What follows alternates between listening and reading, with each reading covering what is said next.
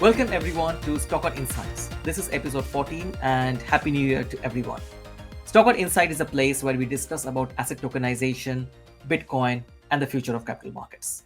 We have a wonderful guest today, the guest who actually moved and transitioned from a traditional finance to an era of Bitcoin, I would say. And we have with us Alexandre Laizet. Welcome, Alexander.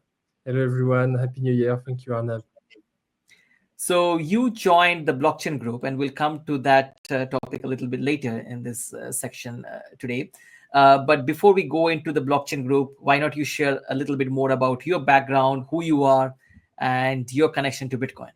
Sure. So I'm Alexandre Laizet, Deputy CEO and Director of Bitcoin Strategy at the Blockchain Group, the first Bitcoin Treasury company in Europe, focused 121% on Bitcoin per share increase over time. Before joining Blockchain Group, I was digital assets lead at Accenture. And before that, I was also at EY and other big consulting firms.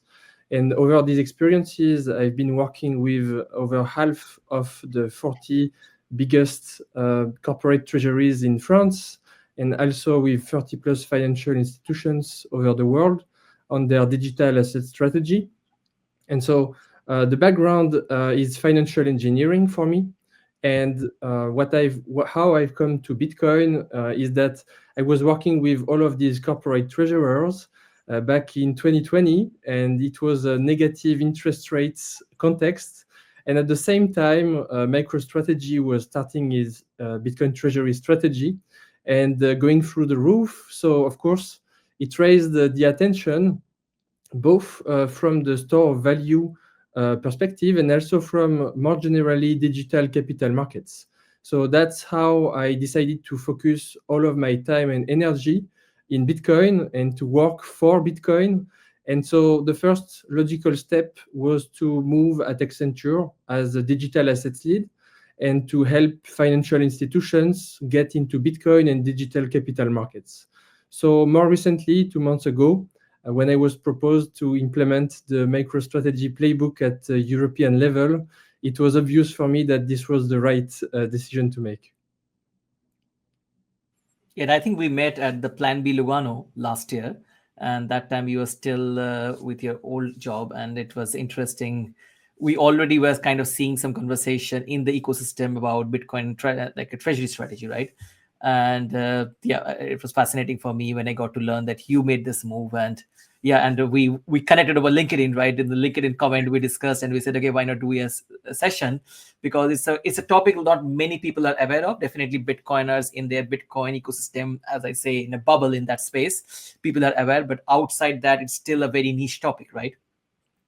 Now, the blockchain group, what exactly the company does? What is the key business of the company? Exactly. So, Blockchain Group has experienced a significant financial setback back in 2023 because it had invested a lot in a Web3 wallet company called AnyBlock that has failed because of the crypto winter and because it was more focused on NFTs and so on. And so it was liquidated. This subsidiary was liquidated. And that's also one of the reasons why I joined, because now Blockchain Group is composed of 2 operating companies focused on data intelligence, AI, and specific tailor-made developments for web applications. And so we have a return to profitability in semester 1 of 2024 with these 2 operating companies. And so that was for me strong foundations to now launch a Bitcoin treasury strategy. So in terms of the activities of Blockchain Group today, we have these 2 operational subsidiaries, Iorga and Triman, focused on data intelligence and AI. It's consulting work, and the people do extraordinary work every day that also allow us to look at the future in a positive way, to have strong foundation for this new activity in terms of Bitcoin treasury strategy that is now fully focused on the Bitcoin accumulation on the long term. So that's a short-term explanation on the Blockchain Group. And so since we launched the strategy on Bitcoin treasury, we are already up 125%. So investors have really appreciated this move because, as you know, 99% of public companies without Bitcoin on the balance sheet are having the same destiny of stablecoins. If you look at, if you compare blockchain group now with the CAC 40, you see that the CAC 40, it's the index of 40 biggest companies in France. If you look at this over the last 2 months, is about 0% evolution, while we are up 125%. And this is because, of course, a lot of Bitcoin on the balance sheet. So this will allow also over time operational companies to get more visibility and to get more and better financing conditions for their operations as well. So it's a virtuous cycle for company overall. Yeah. And your title is a very interesting title also in the company, right? Director of Bitcoin Strategy. What does it mean? Are you a Bitcoin CEO now? Exactly. So you have these new names that start to appear. Shout out to Dylan Leclerc that did it first at Metaplanet. So basically, Director of Bitcoin Strategy translates some vision that we have, because if you compare the evolution of Bitcoin with the evolution of MicroStrategy, and you compare that with Tesla, for example, you see that there is significant value on focusing on Bitcoin. It's not only about holding Bitcoin on the balance sheet. Bitcoin over 5 years is up 15x. MicroStrategy is up 30x. It's approximations, of course, but Tesla is up 16x. So what you see is Tesla has been holding Bitcoin as well, but they are not focused on Bitcoin per share increase over time. So the difference between focusing on Bitcoin or not is about 15x in this case. So you see that there is significant value in terms of the shareholder value on focusing on Bitcoin. And so that's why having a specific director focusing on Bitcoin strategy is highly important to make sure that the treasury strategy of the company holds value in terms of the focus for the Bitcoin per share increase. Yeah, I think it's very interesting because just going back from STOKR side, we tokenized MicroStrategy last year as a CMSTR. And one interesting metrics which made us very excited beginning of last year when we were tokenizing is the Bitcoin per share, as you mentioned, right? Because interesting angle that investors should consider is my accumulation of BTC per share is increasing. So technically a share then in that case can be valued based on the BTC per share plus the enterprise value. And now the enterprise value is actually where you can get the premium. And that's what we saw in the MicroStrategy, that premium went crazily up, right? And for your case, in this case, my understanding also, you are also holding the BTC and not planning to sell it. So they will not be used to, or is there anything that you have? Yeah, so the strategy is simple. It's the MicroStrategy playbook. That's why since the very beginning on 5 November, we said it's the Bitcoin Treasury company strategy. And so the strategy is to raise capital, to accumulate Bitcoin for the long term, while still also supporting the operational companies, of course, and to buy Bitcoin and to don't sell the Bitcoin and don't lose the Bitcoin. That's the MicroStrategy playbook. And that's where we see there is the most value for shareholders over time. Of course, it's still discretionary because we are an operational company. And so we decide what we do in terms of the treasury strategy. But that's the strategy that we believe has the most potential over time. And so what I would like to remind is that we are extremely early. While 85% of financial institutions, systemic banks in America and Europe have already opened access to Bitcoin and digital assets, we are only at 5% and less than 5% of corporate treasurers, publicly listed corporate treasurers, that are looking into adding Bitcoin to their balance sheet. So we are extremely early. This cycle is definitely the cycle where a lot of corporate treasurers will make the first move. but the difference between corporate treasurers that do it now versus the ones that do it in the next cycle will be calculated in billions of dollars. So it will not be too late in the next cycle, yet doing it now is the highest opportunity as well. So at Blockchain Group, we benefit from premiums that are the early stage premium, because as you've seen with Metaplanet, this year, in 1 year, Bitcoin is up by 2x, MicroStrategy is up by 5-7x, Metaplanet is up by 17-20x. So there is an early stage premium. There is a local market premium as well, as you've seen with Metaplanet. And there is also the premium of course, focusing on Bitcoin per share increase over time.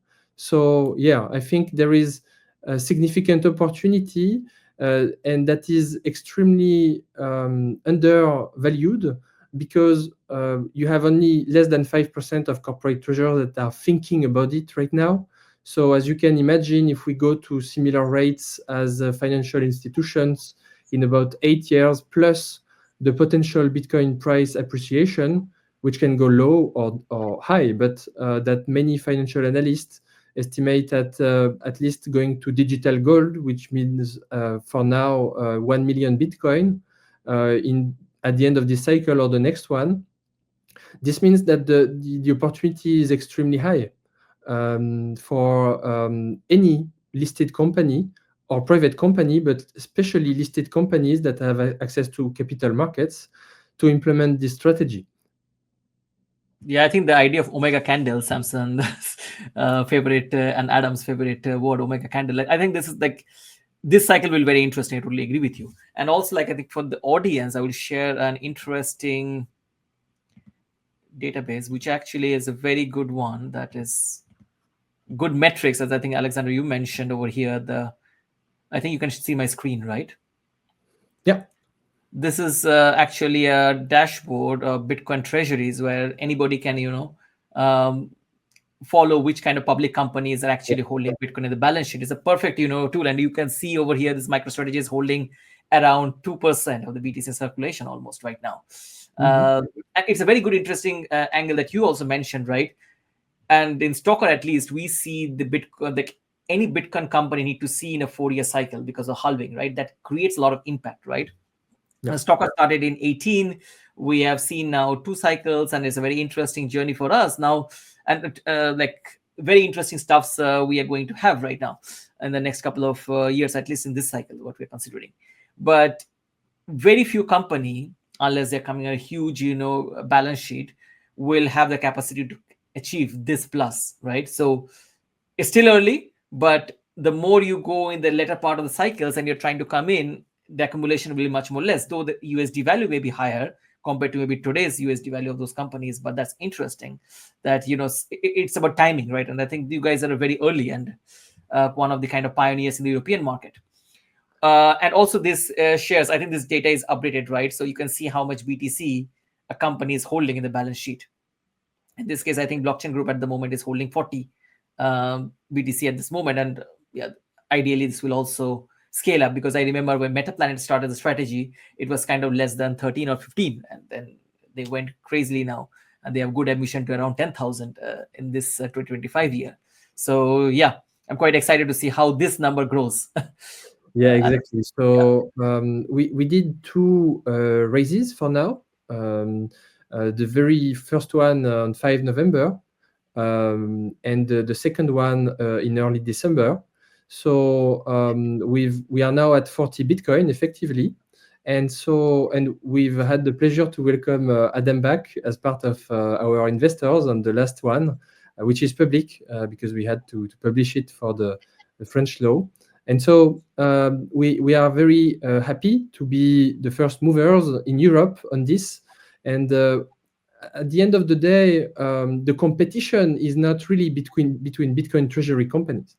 The competition is more how much Bitcoin you can get. And it's, as in life, it's better to focus on what you can improve. And it really doesn't matter how much others have. It matters what is your rate of increase over time. So I think the competition is not really between Bitcoin treasury companies. The competition is all companies in the world rushing to have their shareholder value measured in Bitcoin. So the thing is, companies that don't realize that Bitcoin is becoming the standard of measure of value will have a bad surprise in about 8 years when potentially Bitcoin is recognized increasingly by financial institutions as the common store of value and the common cornerstone asset for digital capital markets that is used by any financial instrument that is being also infiltrated by Bitcoin. As we can see in the market, it will start with loans, it starts with other type of financial instrument, and slowly but surely, Bitcoin is being introduced in traditional finance as the cornerstone asset for digital capital markets. And so in about 8 years, we could estimate that companies that hold a large amount of Bitcoin will have the most opportunities in terms both of course, financing decisions, but also in terms of operating activities. We don't know what will be the world in 8 years, but we can imagine that the companies that have the most Bitcoin today, this cycle, the next one, will be the best positioned in 8 years in the world that we will live in to make any moves that will be potentially the best moves at this time when Bitcoin goes from maybe, if we go with Michael Saylor's estimates, if Bitcoin is normalized and goes mainstream, and the CAGR goes from 60% today to potentially towards 30% in about 20 years. So that's an estimate, of course. There is nothing sure, but if Bitcoin becomes mainstream with corporate treasurers, this is also good news for Bitcoin treasury companies, because this will mean that they will have a lot of options as early stage Bitcoin adopters and part of the top Bitcoin holders in the world. So the opportunity is really, of course, on the Bitcoin accumulation on the short term, because this is the best performing asset of the century. This allows potentially for 60% compound annual growth rate that is almost unbeatable in financial markets. So, but also on the long term, this strategy is also very interesting because it positions the company with extremely strong foundations for a future that we don't know of, with a lot of innovation in artificial intelligence and so on. Yeah. And I totally agree with you. I think this around last 10 years, the Bitcoin annualized growth was around 77%. Right now, it's kind of around 60% in last 5 years. And I think let's be optimistic, it can go down. But even if it stays in that range, if you have a similar treasury asset, let's say you buy a T-bill or something, you're not even touching 5%. It's around less than even 5% right now, right? So you don't have that much opportunities, and then you have the inflation. So technically, your treasury is losing value, and that's what I think Michael Saylor was constantly telling. For him to even give 14% annualized growth on his returns and all these things, his treasury need to also perform very well, but there are not that many kind of assets. And they are definitely, as you mentioned, if you have those public companies, and this is, I think, very interesting also in Europe, right? Europe's IPOs have gone down tremendously, right? Risk capital is, in that sense, in the public market is coming less into at least new startups or something. You need solid foundational, well-capitalized companies that can invest into risk, projects or something like the risk innovation, right? Or innovation projects. And for that, you require stronger balance sheet-oriented companies. And they're definitely I think I will differ on one angle, that there is definitely a race to who acquires the Bitcoin the fastest chunk the fastest, because we are fighting for 21 million here and different categories, both private and public companies at the same time. But I think the question is too early, right? You still have the accumulation, and I think there will be a lot of I think now still you can acquire Bitcoin larger volume also. It's not easy, but you still can acquire with the substantial processes and with fees and everything. But as we go in different cycles, this will be harder. And then if you have a stronger balance sheet, you can actually borrow against it also, right? And borrowing rate, if it's lower than the Bitcoin's growth, I think it can still help you. So that's, I think, the very interesting borrowing and lending of Bitcoin will be a very interesting market to really observe, at least in institutional side, not just retail borrowing and lending, I would say. Exactly.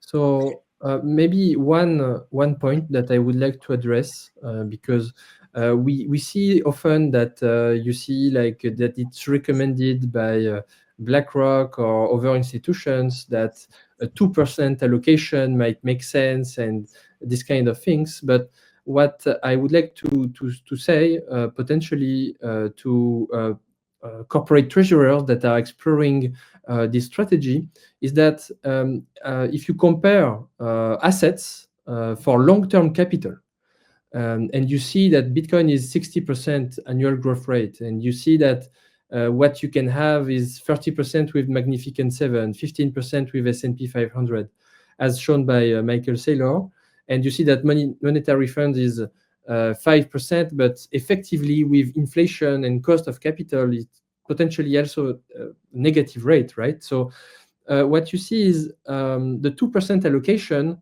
is the question is what do you do with the 98% for the long-term capital? Well, you are destroying shareholder value. So for long-term capital, if you understand Bitcoin and you understand that is the most decentralized and secure network and it's the best store of value, not only the best digital store of value, but the best store of value, because it's the only asset globally accessible worldwide with absolute scarcity.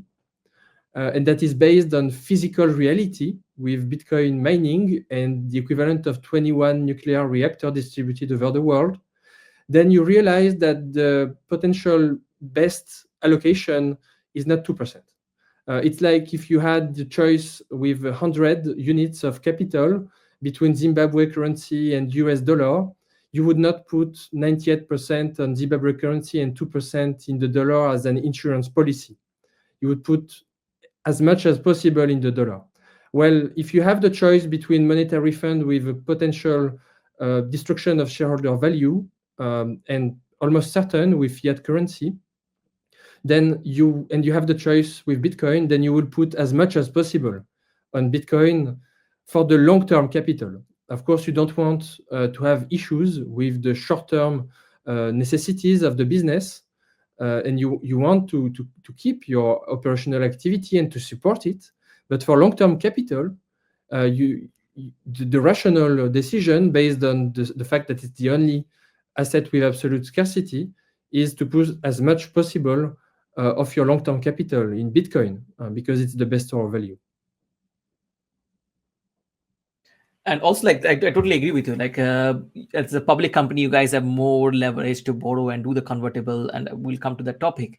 But on STOKR, also being a private company, also last year we announced to have 100 BTC in our treasury, and we got that as we raised 1.2 million in cash and 100 BTC, and that 100 BTC became a part of treasury. Because also for startup, it's very interesting on an early stage business, and we are kind of Bitcoin exposed. So for us, we believe in the entire as STOKR's, if you see the investment products are mostly in Bitcoin derivatives and structured products. So we believe in the Bitcoin space, and it's obvious for us to have a Bitcoin treasury to start with. And that gives you a base valuation, effectively how we see that, right? That gives a base valuation, and it is grows. That also gives a shareholder similar concept, right? The value per share is not only the enterprise cash flow and all these things, but also treasury. And that motivated us to do that. One interesting thing I think which I want to really come as we are discussing is how the public companies are borrowing the money by convertible note and buying the Bitcoin. And we saw the MicroStrategy did a number of these convertibles, right, at now almost kind of 0% interest rate, right? How do you see that going forward? The demand of such structures will be there, or you see some changes are happening in the market for such convertible bonds? Yeah. So of course, I cannot comment on specifics for LTBG for the future.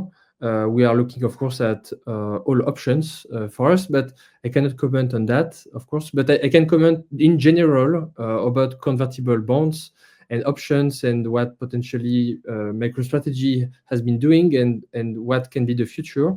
What I can see is that, and the facts are that the convertible notes of MicroStrategy were the top performing convertible notes last year, with performance of 70%, 90%. So there is extremely high demand, and you've seen traditional institutions like Allianz take a portion of them. So we see very high demand from institutions on these type of products, the convertible notes, because basically it's like getting an exposure to Bitcoin upside while limiting the downside for the financial institution. Then the critics is that, of course, people say, look, there is a risk for the corporate treasury that is taking this convertible debt, and people talk about liquidation risk. But what people don't understand is that there is no liquidation strike price. MicroStrategy is not doing borrowing funds on an exchange with a liquidation price, for example. So as Michael Saylor says, he's not a guy with 42 billion that he owes to people. He's just a guy with 42 billion of Bitcoin. And he has liabilities in fiat, but the risk that is being taken is that Bitcoin fails. Okay, so that's the risk. Of course, if Bitcoin fails and it fails continuously over the time and over a specific time, because the convertible debt is that he's taking the first conversion is about 3 years, but the maturity can be longer, like 5 years, 7 years. So the risk is that Bitcoin fails, but there is no specific price at which MicroStrategy would be liquidated. As long as MicroStrategy can convert the debt into shares or can refinance the debt, there is no liquidation risk for MicroStrategy. So the risk is, in fact, the risk on the Bitcoin network that is being taken, and traditional risk in terms of course, operations, because an investor will always take more risk by investing in an operating company than investing in Bitcoin directly. So for an investor, of course, the best in terms of less risk is to invest in Bitcoin directly and in self-custody, because not your keys, not your coins, right? But there are many investors in the world, and one investor can have multiple strategies. And then the other option is, of course, Bitcoin ETFs, but then you are only one-to-one. So the option is with an operating company that you get the benefit potential. There is nothing sure, of course, because it's the discretionary strategy of the operating company, but you get the potential of Bitcoin per share increase over time, because you get potentially this leverage, an intelligent leverage with convertible debt that has a multiple year strategy over it, and minimized risk with the things that I mentioned, with no lending risk like on an exchange, for example.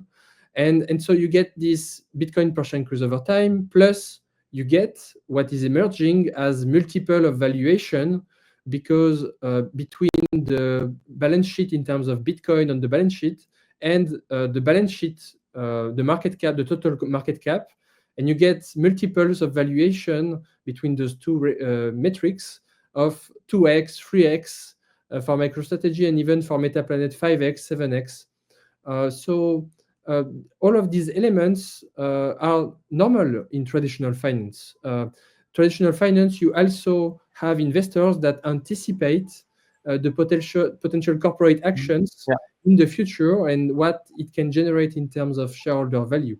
So, and we see that the multiple can be even higher in local jurisdictions like Japan, where investors don't have that many options, right, to get exposure to the ecosystem in general. And also, like, I think there are two angles I would like to also highlight, as you mentioned, because before the Bitcoin ETF started coming in 2024, like at least the US part, right?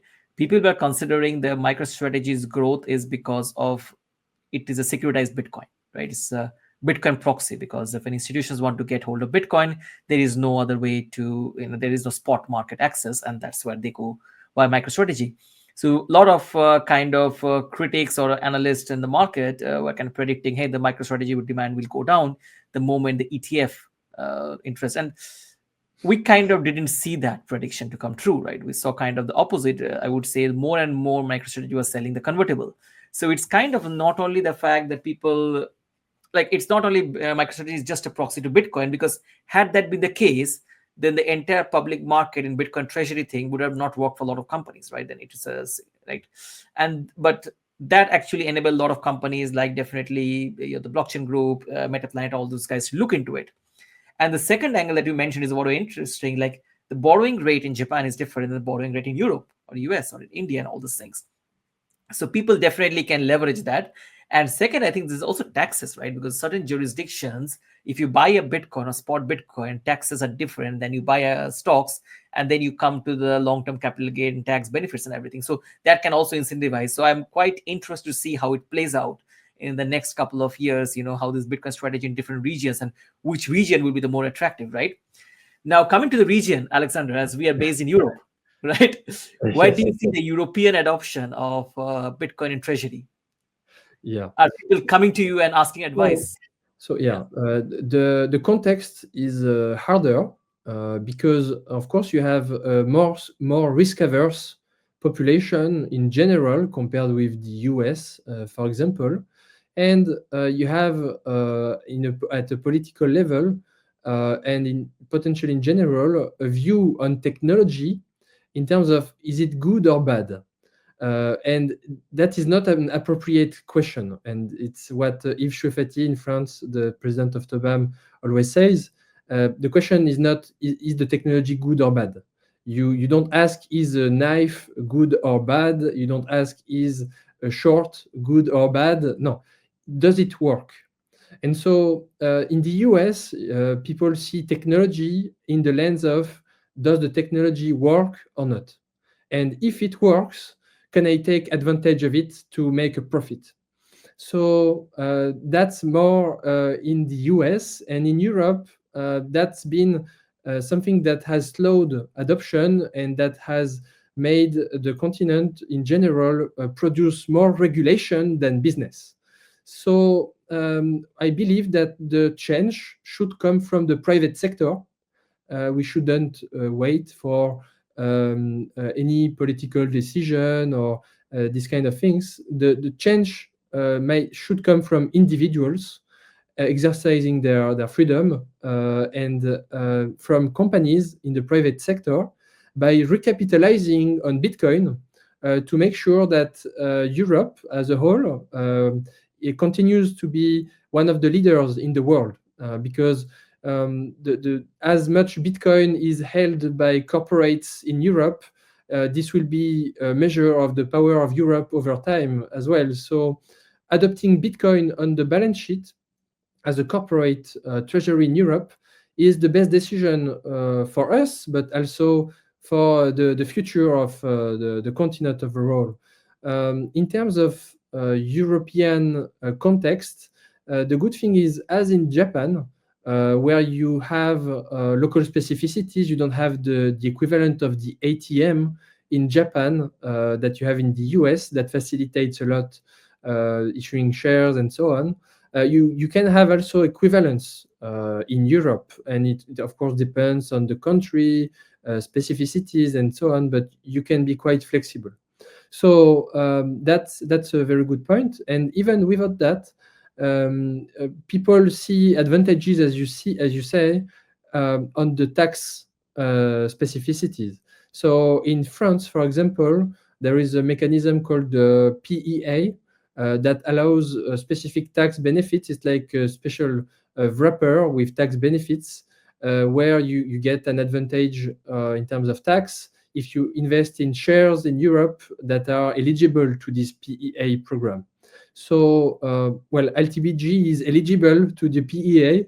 So we are not expecting this much reaction on social media, but as soon as we launched the Bitcoin treasury strategy, people on social media said, "Oh, look, it's in the PEA," and so on. So That's also part of the reason I think that of the decision between investing in Bitcoin, investing in Bitcoin treasury companies. People should understand that it's not like a direct exposure. There is more risk in an operational company, as I mentioned, it's an operational company, and we are discretionary in the treasury strategy. But people take their decision knowing this, and that's also part of the reason why, with the early stage premium and the first mover premium that we have in Europe, in terms of focusing on Bitcoin per share increase over time, we have outperformed since 5 November and the launch of our strategy. We have outperformed Bitcoin, MicroStrategy, and Metaplanet for now, because we are up 125%. Bitcoin is up about 40%, MicroStrategy about 50-60%, and Metaplanet 110%. So of course it's a bit at our advantage because you have more percentage gain since the beginning of the strategy. And Metaplanet, for example, has had massive gains since the beginning of last year. So, but it shows very high demand, and it shows rather than comparing with Bitcoin companies, it shows the change, and it shows that volatility is vitality. I published a chart where you see the CAC 40 and you see the top CAC 40 companies like LVMH and so on, and you see it's like flat for 2 months, and you see for 2 or 6 months, and you see blockchain group at the start of the Bitcoin treasury company going way high at the beginning of the Bitcoin strategy, because people both value and anticipate the let's say the power that gives Bitcoin on the balance sheet of a company.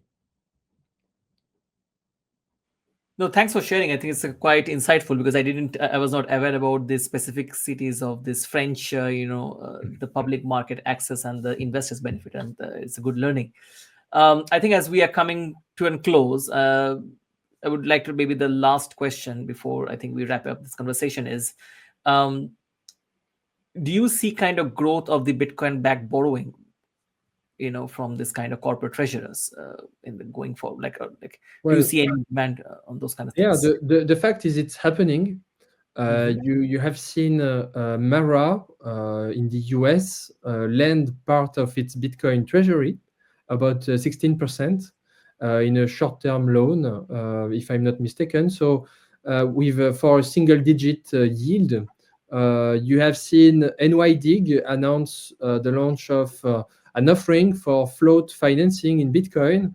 So what this means is you will see on capital markets more and more leverage happening, which will come with a lot of opportunity and also a lot of risk.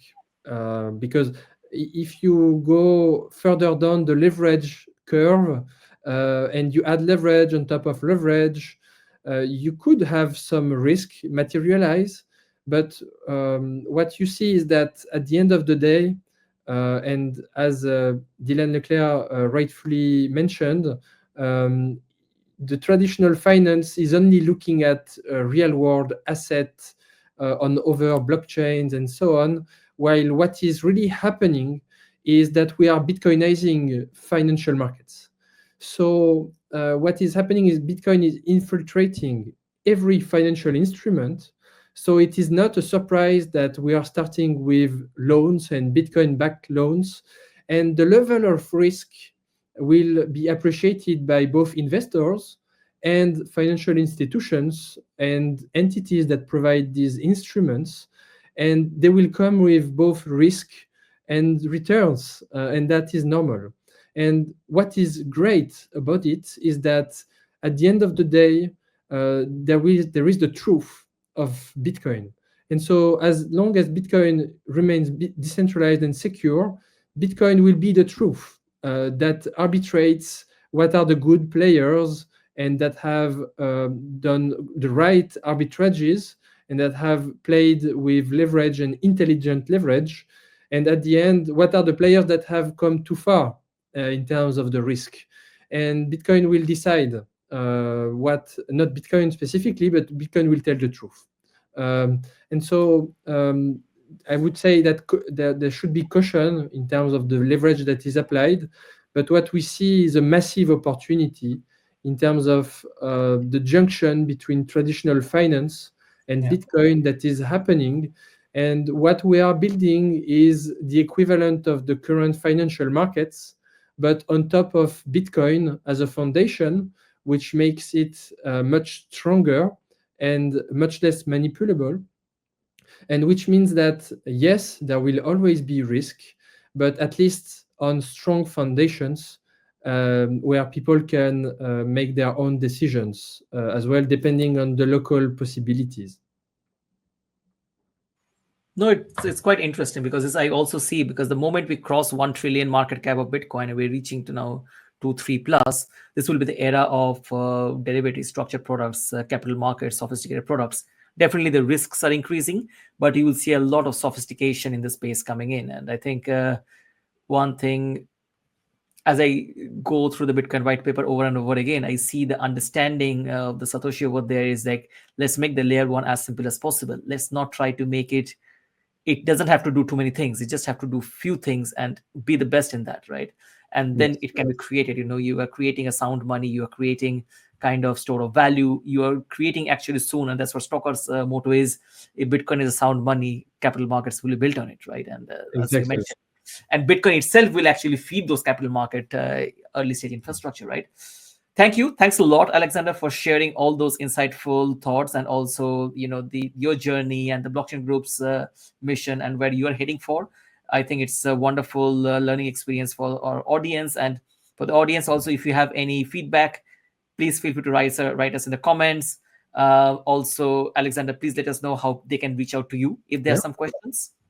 Absolutely. So first, before, I would like to thank you and congratulate you and STOKR and the team, Tobias and all the team, because you are pioneering Bitcoin capital markets, and that's quite impressive. And you are also with the vision of building capital markets where you can exchange tokenized securities on top of Bitcoin layers such as Liquid, and you can then exchange them directly with Bitcoin, such as with what you have done with the MicroStrategy tokenization.